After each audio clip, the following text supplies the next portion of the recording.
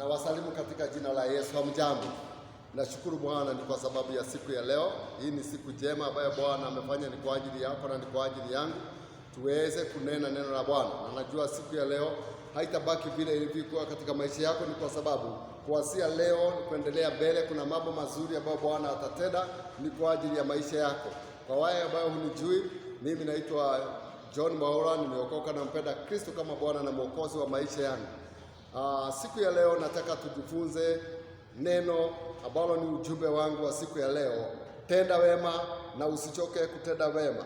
Bwana asifiwe. Ni kwa sababu unapotenda mambo mazuri, unapotenda jambo jema, wengine wanakungojea, wanatarajia wapate malipo saa hiyo, lakini nakuja kukuambia siku hii ya leo, unapotenda jema usikojee upate malipo. Na hata Mswahili akasema tenda mema nenda zako.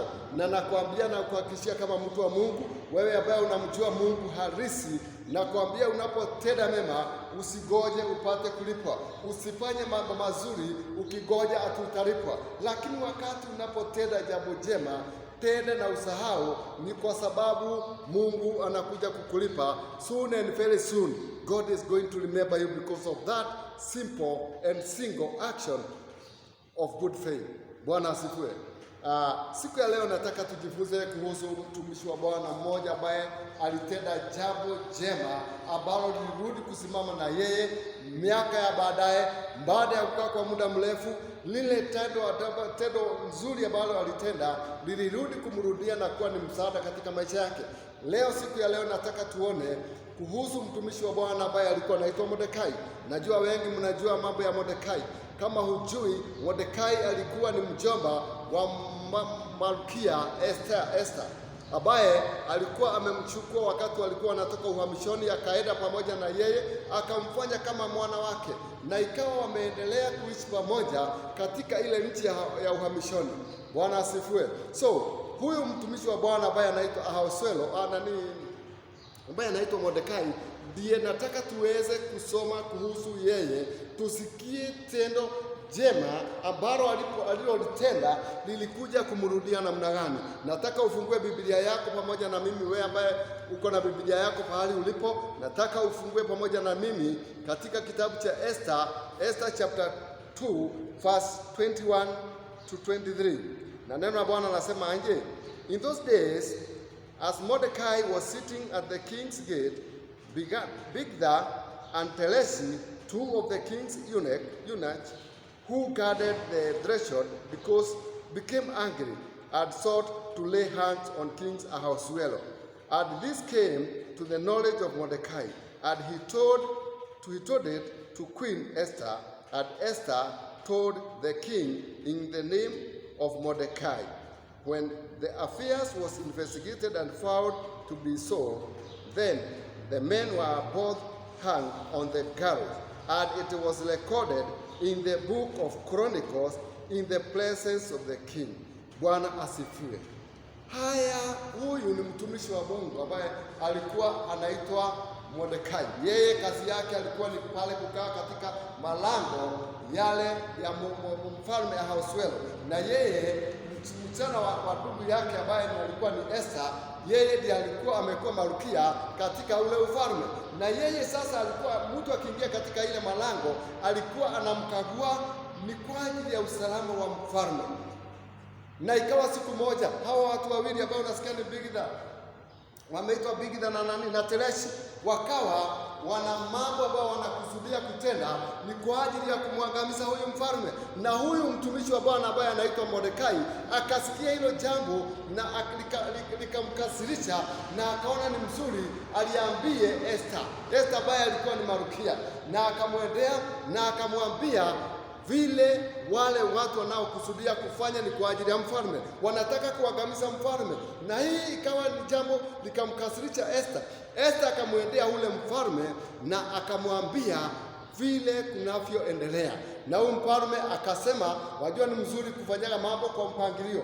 Akaamuru kuwe na uchunguzi wa kuchunguza hayo maneno. Na wakati alipochunguza yale maneno yakachunguzwa, na ikasemekana ni kweli, na ndio wale walikuwa wanakusudia kumuua huyu mfalme. Bwana asifiwe. na ikaandikwa katika kumbukumbu ya kwamba huyu Mordekai ameleta jambo, amefichua jambo ambayo ilikuwa ni ya kumuua mfalme, lakini hakuna jambo lililotendwa ni kwa ajili yake, hakuna zawadi aliyopewa. Na yeye baada ya kukaa na kusahau, na akasahau hiyo maneno, lakini ikafika siku moja na kukawa wale watu ambao ni watu ambao walikuwa ni wale watu wa ukoo yao, wale Wayahudi wakawa wameagizwa na huyu mfalme, alikuwa kiongozi katika ufalme wa huyu mtumishi ambaye alikuwa anaitwa Hamani. Hamani akawa anakusudia kutenda mabaya ni kwa ajili ya hao watu wa Yahudi. Alikuwa anatenda hayo ni kwa sababu gani? Huyu Mordekai alikuwa hataki kuinamia miungu ya binadamu, na huyu Hamani alikuwa ameleta waagizo na akasema kila mmoja katika hiyo nchi anapomwona anamuinamia na anamwabudu. Na hii ikawa katika moyo wa Mordekai, akasema yeye anamjua Mungu aliye wa haki, na yeye hata inamia miungu mingine. Na hii kitu ikawa inamletea shida sana huyu Hamani. Hamani akawa na moyo mbaya, Hamani akawa na chuki juu ya Hamani, na hiyo chuki ikaendelea na ikawa imefikia katika Wayahudi wote. Akaona jambo ambalo atafanya ni kwa ajili ya Wayahudi ni kuangamiza, ndiposa aweze kupata kumwangamiza yule Hamani, yule Mordekai. Bwana asifiwe. Hapa nataka tuanze kujifunza sasa. Kuna mtu labda katika maisha yako anakutakiaga mambo mabaya, na yeye anakupangia mambo mabaya, vile huyu mtumishi wa Mungu alivyofanya na akamfichua hiyo jamafiche ya kuenda kumwangamiza ule mfalme, na yeye akaenda na akamwambia, nakwambia siku ya leo zidi kutenda mambo mazuri. Usione kama jambo ambalo unatendea mtu uone haujapata faida, lakini ujue umetenda ni kwa ajili ya Bwana. Yeye alitenda na akaenda zake. Wewe waweza kuwa unatenda mambo, unakuta viwete unawasaidia, unakuta mambo wagonjwa unawalipia bili, unaenda katika bahari unakuwa ukitenda mambo mazuri. Labda wewe ni mama wa kambo, wewe usiwe wa kuteza watoto ambao umepata katika hiyo boma, lakini uwe mtu wa kutenda mambo mazuri. Na nakwambia na kukuhakikishia, siku inakuja, very soon, siku inakuja na utaweza kubarikiwa. Utapata kubarikiwa ni kwa ajili ya matendo mazuri. Kuna wengine ambao katika maisha haya wako na roho mbaya na roho chafu, na hizo roho nakwambia siku ya chama itakapokuja, nakwambia utaregret. Utaona video yako yote ikitolewa mbele za Bwana kuoneshana yale umekuwa ukitenda katika dunia hii, nakwambia utaaibika. So kuwa mtu wa kutenda mema, usiwe mtu wa kutenda mabaya, lakini katika kila jambo na kila hali uwe mtu mzuri, na and you never regret. Bwana asifiwe. So tumeona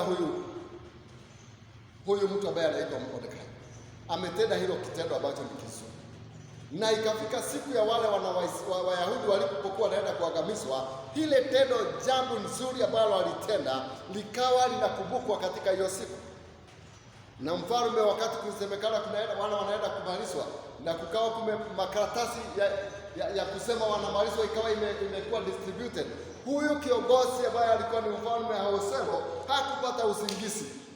Bwana akaingiza jambo katika mafikira yake, akamkosesha amani, na akawa haoni usingizi. Lakini akajiuliza, huyu mtumishi, huyu jamaa ambaye anakaa pale kwa geti, hakuna jambo moja tu amewahi fanya nzuri ambalo naweza kukumbuka ni kwa ajili yao. Na akaagiza wafanyikazi wake waende katika daftari, the archives, wakaangalia na wakakuta amekuwa akiripoti positive things ni kwa ajili ya ufalme huyo wa mfalme. Na ikakumbukwa jambo moja ambalo alikuwa ametenda ni kwa ajili ya kuokoa maisha ya mfalme, na mfalme akafurahi sana na akasema, bila shaka huyu nitaweza kumreward because of that action. Bwana asifiwe. Hilo tendo nzuri ambalo alitenda lilifanya kuokolewa kwa wana wa Yahudi ni kwa ajili ya hiyo tendo jema la mtu mmoja. Bwana asifiwe. Sisi tumeokolewa, wale tuko hapa katika ibada ya siku ya leo, nawaambia kitendo ambacho unafanya usione ni kama unatenda ni kwa ajili yako. Usione unatenda ni kwa ajili ya huyo mwingine. Baba Precious bahari huko. Usione unatenda ni kwa ajili ya hiyo mama ambaye ako karibu na wewe, lakini unalitenda ni kwa sababu ya Bwana. Wakati unasikia kuna mtu ako na shida pahali, muendee kwa roho mnyenyekevu, msaidie, na najua usata usipolipwa siku hiyo, najua siku inakuja na unaenda kubarikiwa. Bwana anaenda kukutenda mambo mazuri. Najua your reward is coming. Bwana asifiwe. So sisi ambao tumekombolewa, neno la Bwana linatuambia sisi sio wapumbavu, tuwe watu, ni watu ambao tumepewa hekima. Hekima ambayo tumepokea kupitia kwa Kristo.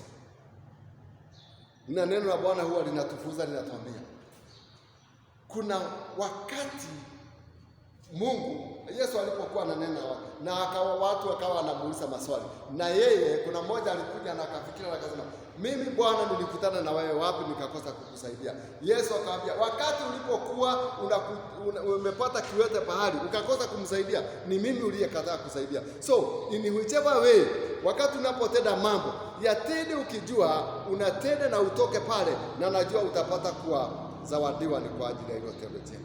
Bwana asifiwe. Sisi wote tumewekwa hapa with a purpose. I remember juzi kuna mama nilisikia anaishi tu hapa town, alipata kukuja kukujiwa na watu. Yeye alikuwa maid pahali na aliwaweka hao watoto vizuri sana, akawalea vizuri, lakini wakati yake ilipofika ya kuondoka, akawa ameondoka. Lakini wale watoto baada ya miaka mingi walikumbuka ule mama ambaye aliwalea, alikuwa mjakazi, na wakawa wana jambo la kuulizana. Sisi tukiwa wadogo, kuna mama tulikuwa anatufanyia kazi hapa, alikuwa anatuweka vizuri, na wakasikizana na wakasema, bila shaka lazima tuende tumuone huyo mama na tuweze kumbariki. Walikuja na wakapata hiyo mama, walimtafuta na wakampata, na nakwambia walikuja wakamnunulia plot, wamemjengea, na nakwambia mama anaishi maisha mazuri, licha ya kuwa ameishi katika maisha ya masumbuko, lakini siku yake imefika. Wale watoto walitenda mambo mazuri wakiwa wadogo, wamekuja wamemuinua wakati akiwa katika uzee wake. So kitendo ambacho unafanya saa hii, haijalishi itachukua miaka ngapi, lakini nakuja kukuhakikishia Mungu atakuliwadi, Mungu atakulipa, ni kwa ajili ya matendo mazuri. Hautasahaulika. Jambo nzuri halisahauliki mbele za Bwana. Vile vile sisi ambao tumeokoka na tunamjua Bwana, kuna siku inakuja, siku ya Kiyama, ambao tutasimama mbele za Bwana, na matendo yetu mazuri ambayo tumekuwa tukifanya, hata kama hatutakuwa tumelipiwa hapa, lakini tutapewa taji mbinguni, ni kwa ajili ya hiyo matendo mazuri ambayo tumekuwa tukitenda pahali hapa. Bwana asifiwe. So usichoke kutenda mema, ni kwa sababu nakwambia jioni ya leo, siku ya leo, kesho na kesho kutwa, ujue kuna Mungu anayetenda mambo mazuri. Bwana asifiwe. Our God anaigiza mambo yetu katika daftari yake, na anaweka katika kumbukumbu. Inajulikana kuna mzee siku moja alisimama na akafanya hii, na hilo tendo litamtetea. Bwana asifiwe. Waweza kuwa labda umewekewa katika maisha yako hukumu na kukunyonga, lakini nakwambia kitendo hicho kimoja ambacho umekuwa ukifanya kitakuokoa. Huyu Hamani alikuwa amekusudia kuwaua wote wa Wayahudi, na bibi yake, mke wake, akamwambia, hebu chimba shimo mrefu sana uweze kumrusha huyu Mordekai katika hiyo shimo. Lakini hakujua hilo shimo ni yeye mwenyewe atakayeingia. Na hata siku ya hukumu, wakati mfalme alivyowaita na wakawa katika sherehe, na mfalme akaulizwa na mfalme, mtu mmoja tu ambaye anaweza nifanyia kitu kizuri, ni vipi ninaweza fanya nini kumlipa? Naye akasema, kama ni mimi ninaulizwa hivi, ningesema hivi, nguo zako wewe mfalme ambazo unafaa apewe. Yeye alikuwa anakusudia ni yeye ndiye anaenda kupata nini? Kupata hiyo promotion. Na mfalme akamwambia huyu Hamani, hebu muite Mordekai. Akavalishwa zile nguo, akawekwa katika mafarasi ya ufalme, na hiyo kitu ikawa imemweka Haman katika hasira mingi sana. Bwana asifiwe. Na baada ya hayo mfalme alitoka na akaenda nje. Mtu mbaya ni mtu mbaya, na nakwambia wewe unakuwa na hila mbaya ni kwa ajili ya watu. Siku moja, siku inafika, na nakwambia miti yote itateleza na hautaokolewa. Sasa huyu baada ya kufanya hiyo matendo yote mabaya, alifikiria sasa yeye amemaliza na ameshiba shimo, anangoja siku ya kuweza kumwangamiza Mordekai. Lakini naye wakati Mordekai alipokuwa promoted, huyu akasikia vibaya na mfalme akatoka nje, naye huyu akaenda katika magoti ya mfalme Malkia, akaanza kumwambia asiangamizwe. Na nakwambia wakati mfalme aliporudi akakuta akiwa katika miguu ya Malkia, akawa na roho imechafuka sana ni kwa ajili yake, na akaona huyu mtu sio mtu mzuri, na akauliza aweze kuuliwa. Bwana asifiwe. Na aliweza kuuliwa ni kwa sababu yeye alikuwa na hila mbaya kwa ajili ya wengine. Yeye alikuwa anataka aabudu yeye peke yake. Siku yake ilifika na aliweza kupatana na yale aliyokuwa anatakia wengine. So katika kila jambo usitakia wengine mabaya, takia wengine mazuri, na nakwambia utapatana na mambo mazuri. Mordekai alifikiria mazuri ni kwa ajili ya watu wa Wayahudi, lakini naye Mordekai alikuwa na makusudi mabaya ni kwa ajili ya huyo Hamani. Alikuwa anafikiria mabaya ni kwa ajili ya Mordekai. Wote wawili nataka ukompare, mwenye alikuwa na hila mbaya na mwenye alikuwa na hila nzuri. Ni nani aliyeweza kubahatika? Mwenye alikuwa na mambo mazuri ndiye alibahatika, lakini mwenye alikuwa na malengo mabaya aliweza kuangamia na akaweza kunyongwa na akatumbukizwa katika ile shimo ambayo alikuwa amemchimbia huyu Mordekai. Kwa hivyo nataka kuambia nini jioni ya leo? Tusiwe watu wa kuwa na kinyongo tunapotenda mazuri. Siku inakuja na tutapata reward from God. Bwana asifiwe. Kuna mtu mwingine ambaye ningetaka nikupe mfano wake katika Biblia, ambaye alikuwa anaitwa Abrahamu. Bwana asifiwe. Abrahamu, kama hujajua, Abrahamu he is the author of our faith. Yeye ni baba wetu wa imani. Na Mungu, wakati Mungu alipoumba dunia na akaashiria watu katika dunia, siku hizo kulikuwa dini hazilikuwa za aina mingi, na ikawa Mungu akaangalia na akaona watu walikuwa wanaabudu vile wanataka, na kukawa kuna mtu mmoja ambaye alimfurahisha Mungu, ambaye alikuwa anaitwa Abrahamu. Abrahamu licha ya watu wengine, wacha nikupe mfano kidogo. The genesis ya uzuri wa Abraham. Kuna watu katika dunia, wakati Mungu aliumba dunia na akaashiria watu, wengine walikuwa wanaabudu jua, wengine wanaabudu mwezi, lakini yeye alisimama na kumwabudu Mungu aliye wa haki, na hiyo ikamfurahisha Bwana na akapata kibali mbele cha Bwana, na Bwana akawa imemfurahisha aweze kumtumia. Ni kwa sababu gani? Alikuwa na tabia nzuri, matendo yake alikuwa mazuri. Haya hakujua kuna reward ambayo itakuja kwake, lakini katika kutenda wema kwake, kwa kuwa mnyenyekevu, kujua kuna Mungu, yeye alikuwa anajua kuna Mungu mwenye aliumba mbingu na nchi. Bwana akamkumbuka na akawa anataka kumtumia ni kwa ajili ya kukomboa dunia nzima. Bwana asifiwe. Na safari yake ikaanza, na yeye ameanza safari, na Bwana akakuja na akamwambia unaenda kubarikiwa na dunia yote itabarikiwa ni kwa ajili yako. Yeye akangoja, ni kwa sababu amejua kuna Mungu ambaye amemuita, ambaye alimwambia hebu toka katika nchi yako, utoke kwa watu wenu, ukoo wenu, jamii yenu, na uende pahali nitakapokuambia. Mungu alikuwa na test his faith na akafanya kadri Bwana alivyomwambia. Alitenda mema ni kwa sababu alijua ni Mungu ambaye anatenda. Yeye hakutaka kujua mengine, alikuwa anafuatilia sauti ambayo imenena, ambayo ni sauti ya Mungu. Alikuwa anajua kuna Mungu ambaye ananena pamoja na yeye, na Mungu akamnenea na akamwambia atoke. Na huyu mtumishi wa Bwana baada ya kutoka na akaenda katika ile nchi ambayo alikuwa anaahidiwa na Mungu, kulikuwa mambo mengi mpaka akafika pahali Mungu alivyokuwa amekusudia. Hiyo tutanena siku nyingine katika ibada ya siku nyingine. Nitawaambia vile alivyoenda wakati alipotoka baada ya kuitwa na Bwana, vile alienda na vile pale alifika. Tutakuja katika another lesson ya siku nyingine, but siku ya leo naomba tuone kitendo kizuri ambacho alichofanya, ambacho tumefanya Bwana apate kibali mbele za Bwana. Yeye alikuwa mnyenyekevu, amepata kibali. Tunaenda another thing ambayo alifanya wakati sasa amefika umri wa uzee. Ako na miaka 100, mke wake ako na miaka 80. Wanakaa hivi, wameona na wanaanza kushauriana kwa vijana, sisi ni wazee na Bwana alisema tutapata kubarikiwa, uzao wetu utakuwa mwingi kama mchanga wa baharini, na sisi tumekuwa wazee, itakuwaje?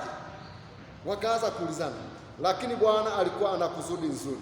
Ni kwa sababu ni yeye alikuwa mumuita, ni yeye alikuwa anamwandaa kwa ajili ya mambo mazuri, alikuwa anamtest.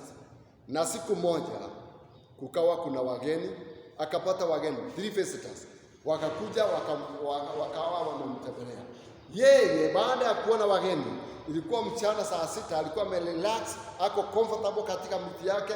Hata wakati alipowaona alikimbia na akaenda mbele zao na akainama, akawainamia na akawakaribisha katika boma yake. Na baada ya kuwakaribisha katika boma yake, akaenda akaambia mke wake Sarai, hebu tengenezea hao kitu kizuri ya kukula. Akawashinjia, wakakula na wakakunywa na wakawa na wakati mzuri. Bwana asifiwe. Alitenda haya ni kwa sababu alikuwa ni mtu mwenye roho nzuri, alikuwa anatenda mema ni kwa sababu ya wageni. Hakujua hao wageni ambao wamekuja, hakutaka kujua wamekuja na nini, wamebeba nini, lakini Kenya alikuwa anajua anawatenda mambo mazuri na anaamini Mungu atamtenda mambo mazuri. Na anakuambia baada ya ile, wacha tusome usikie katika kitabu ya Genesis 18 tukiangalia verse 7 na verse 9. Neno la Bwana anasema, then the man asked Abraham, where is your wife Sarah? There in the tent, said Abraham. Then the Lord said, I will certainly return to you about this time a year from now. At this time your wife Sarah will have a son. Sarah was listening at the entrance of the tent which was behind him. Tumesikia hawa wageni baada ya kukula na kunywa wamepata mambo ya kuulizana, wanataka kuondoka sasa. Na wakati wanapoondoka, wanamuuliza huyu mtumishi wa Bwana ambaye ni Abrahamu, wanamuuliza mke wako ako wapi? Na akawaambia ako huko katika tent, katika hema yake. Na wakawa na neno la kuambia, this time next year tutarudi pahali hapa, na mambo hayatakuwa vile ilivyo siku ya leo. Kutakuwa na mtoto analia katika hii boma. Bwana asifiwe. Naye Sarai mwenye alikuwa ni mke wa Abrahamu na alikuwa mzee, akacheka, ni kwa sababu aliona ni kama mzaha. Lakini Ibrahimu alikuwa anajua ni kweli na ni haki, na neno la Bwana ndio na ni kweli. Yeye alikuwa anasema anajua yale yamenenwa lazima yatatimia, na ikawa ni hivyo. Baada ya muda mfupi mtoto alizaliwa katika hiyo boma. Alizaliwa ni kwa sababu gani? Ni kwa sababu ya matendo mazuri waliofanya ya kuwashika wale kuwakaribisha wale wageni na wakawalisha vizuri. Hawakutaka kujua kuna ukame ama hakuna ukame, lakini waliwatenda mambo mazuri. Haijalishi wewe uko katika hali gani katika wakati huu. Wakati huu kuna corona, mambo ni mingi, jani mingi, lakini nakuja kukwambia usiangalie watu ambao wamekuja kukutembelea uone huu utawapikia. Wageni ni baraka, wacha nikwambie. Ama vipi? Mjue hivi. Wageni ni baraka. Hata wewe unanisikia, ujue wageni ni baraka. Unapokaribisha wageni katika boma lako, kuwa mtu ambaye uko na heshima. Na najua italipa. Kuna wengine wanakuwa kama wageni, hata wakija haoni ni kama kitu. Hata watoto yao, unakuta mtoto labda hako katika hawezi kuja, anakuja hivi na kupita hivi, hawezi salimia hata wageni wakati anapopata wageni katika nyumba. Lakini funza hata watoto wako kuwa na heshima, ni kwa ajili ya wageni. Mswahili alisema wageni ni baraka, na nakuja kukwambia wageni bila shaka ni baraka. Ni kwa sababu huyu Abrahamu alipowakaribisha katika boma yake, walikuja kuwa baraka kwake. Na ile ile mambo ambayo Bwana alikuwa amesema atawabariki, ikawa ni hivyo na ikawa ni ndio, na Bwana akambariki na akampea mtoto. Ni kwa ajili ya hiyo kitendo kizuri. So I'm coming here to tell you this time next year utakuwa na mabadiliko. Nawaambia nyinyi mlio hapa na take note this time next year, vile ulivyo wakati huu, wewe unaniotazama, vile ulivyo wakati huu sio vile utakavyokuwa next year. Kuna mambo mazuri ambayo Bwana atakutenda. Buladi tu utaenda kadri Bwana anavyokusudia. Nakwambia maisha itabadilika. Maisha itainuliwa. Utakuwa utatenda mambo mazuri, naye Bwana atakuinua.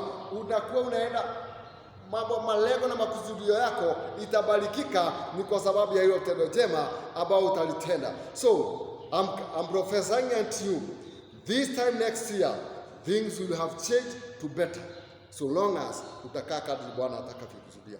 Kwa hivyo siku ya leo tunapumzikia pale pale. Najua Bwana atakutenda mambo mazuri. Mimi ni mtumishi wako John Mwaura, na najua Bwana atakutenda mambo mazuri. Tukutane wakati mwingine Jumapili ijayo kadri Bwana atakavyotuelekeza. May God bless you and have a blessed week. Amen.